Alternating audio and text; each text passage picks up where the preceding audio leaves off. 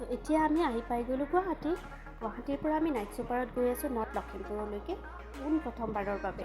আমি দুয়ো খুবেই এক্সাইটেড আৰু মই বহুত বছৰৰ মূৰত নাইট চুপাৰ জাৰ্ণি কৰি আছোঁ, চ' মই খুবেই এক্সাইটেড হৈ আছোঁ।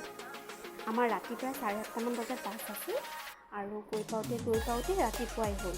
ৰাতিপুৱা আমি পুৱা 5:30মান বজাত পাই গ'লোঁ। এয়া ৰাতিপুৱাৰ পৰিৱেশ দেখিছেনে? আমি লখিমপুৰ সোমালোহি।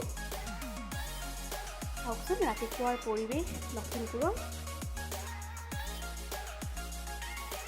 কি ভাল লাগিছে, সেউজীয়া গছ-গছনি, মুকলি বতাহ। আপোনালোকেও উপভোগ কৰকচোন। আপোনালোকে হয়তো ভাবিছে যে মই মোৰ মাৰ ঘৰ তিনিচুকীয়া যাম বুলি কৈ লখিমপুৰত আৰু কিয় গৈ আছোঁ, হয়নে? আচলতে আমি লখিমপুৰ সোমাই যাম। লখিমপুৰত আমি 3-4 দিনমান থাকি আমাৰ বিজনেছ পাৰ্পাছ লৈয়ে আমি সোমাম। আমাৰ লখিমপুৰত এটা সৰু পৰিয়াল আছে, আমাৰ টীমৰে সদস্য, মৰমতে কুইন বৌ বুলি কওঁ। গতিকে আমি কুইন বৌৰ ঘৰতে 3-4 দিনমান তাতে থাকি। চ' ফাৰ্ষ্ট টাইম কুইন বৌক লগ পাম। ইমান দিনে আমাৰ ফোনত যোগেহে কণ্টেক্ট হৈ আছিল। চ' 1.5 বছৰৰ চিনাকি, আজি ফাৰ্ষ্ট টাইম ফিজিকেলি লগ পাম। খুবেই এক্সাইটেড হৈ আছোঁ তেওঁক লগ পাবৰ কাৰণে আৰু বৌ খুব এক্সাইটেড। বৌয়ে দাদাক পঠিয়াই দিব আমাক ৰিচিভ কৰিবৰ বাবে।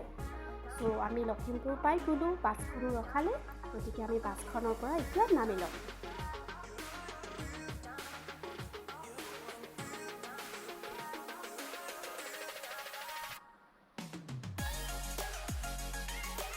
চ' য়েছ, আমি পাই গ'লোঁ লখিমপুৰ, নতুন ঠাই।